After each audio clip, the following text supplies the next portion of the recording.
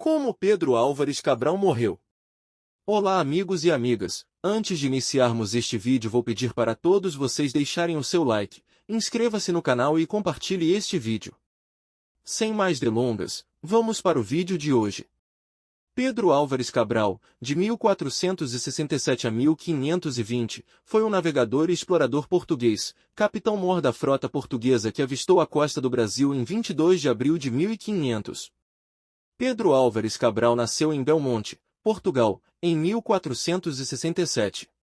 De família nobre, famosa nas lutas contra os mouros e castelhanos, com 11 anos foi para Lisboa na época do reinado de Afonso V, de 1438 a 1418, onde estudou literatura, história e cosmografia e aprendeu a usar armas.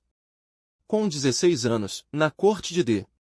João II, de 1481 a 1495, aperfeiçoou-se em cosmografia e estudou técnicas militares. Nessa época, tiveram início as grandes navegações.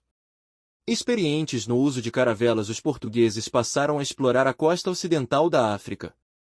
Em 1488, Bartolomeu Dias cruzou o Cabo da Boa Esperança, extremo sul da África, e em 1498, Vasco da Gama chegou a Calicut, na Índia, de onde buscavam as sedas e as especiarias. Tratado de Tordesilhas. Acredita-se que o navegador espanhol Vicente Yanes Pinzón tenha passado pela costa pernambucana e desembarcado no Cabo de Santo Agostinho no dia 20 de janeiro de 1500, que ele denominou de Cabo de Santa Maria de la Consolación. Porém, desejando assegurar seu domínio sobre as terras descobertas por Cristóvão Colombo, a Espanha estabeleceu uma divisão das terras espanholas e portuguesas, conforme o Tratado de Tordesilhas, assinado em 7 de junho de 1494, entre Fernando II de Aragão e Dom João II de Portugal. O Tratado de Tordesilhas determinava que uma linha demarcatória traçada a 370 léguas a oeste do arquipélago de Cabo Verde separava as terras de Portugal e Espanha, dando a Portugal, mesmo antes do descobrimento, uma área de 2.800.000 de quilômetros quadrados no Brasil. Esquadra de Pedro Álvares Cabral. Na corte do rei Dom Manuel I, de 1495 a 1521, Cabral foi agraciado com o título de fidalgo do Conselho do Rei e Cavaleiro da Ordem de Cristo. Em 1499, foi nomeado capitão-mor da esquadra que seguiria para a Índia com missão diplomática, comercial e militar, e também pretendia conhecer parte do oceano que lhe cabia por determinação do Tratado de Tordesilhas. Pedro Álvares Cabral assumiu o posto de capitão-mor da frota, composta por 10 naus e 3 caravelas, a maior frota até então organizada por Dom Manuel I, entregando o comando a navegadores experientes como Bartolomeu Dias e Nicolau Coelho.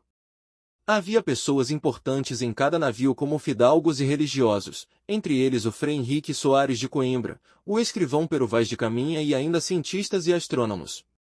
No dia 9 de março de 1500, no porto de Lisboa, após uma missa, em meio a uma grandiosa cerimônia com a presença do rei e sua corte, Cabral recebe das mãos do rei o estandarte real, símbolo do seu poder, partindo em seguida para a Índia. Chegada ao Brasil. No dia 22 de abril, a esquadra de Pedro Álvares Cabral avistou novas terras. No dia 23, desembarcou no local que denominaram Porto Seguro, hoje Baía Cabralha, entre a Ilha da Coroa Vermelha e a Baía Rasa de Santa Cruz, na Bahia, travando os primeiros contatos com os indígenas. No dia 26 de abril, na Ilha da Coroa Vermelha, foi rezada a primeira missa no Brasil. Nos dias que se seguiram, Cabral organizou diversas excursões para conhecer melhor o lugar. No dia 1 de maio, uma cruz foi levada até as margens. Tinha as armas de Portugal esculpidas, era o marco da soberania portuguesa. Foi colocada na entrada da floresta, diante de um pequeno altar, onde foi celebrada a segunda missa, como cerimônia de posse das terras, sob os olhares dos indígenas. Pedro Álvares Cabral decidiu enviar as notícias da descoberta ao rei Dom Manuel I e o escrivão Pero Vaz de Caminha registrou todos os acontecimentos. Assim iniciou sua carta. Senhor, posto que o capitão desta vossa frota e assim os outros capitães escrevem a vossa alteza nova do achamento desta vossa terra que ora nesta navegação se achou. A Carta de 7 folhas, o primeiro documento da história do Brasil, escrita no dia 1º de maio de 1500 foi então levada para Portugal na nau de Gaspar de Lemos. O original se encontra no Arquivo Nacional da Torre do Tombo, em Portugal. Rumo à Índia. No dia 2 de maio, os demais navios seguiram para a Índia. No dia 13 de maio, 4 embarcações, entre as quais a de Bartolomeu Dias, foi destruída por violentas tempestades, próximo ao Cabo da Boa Esperança, local que anos antes havia navegado. 3 meses depois de deixar o Brasil, Cabral chegou a Calicut, na Índia, onde não conseguiu manter uma relação amistosa com a população.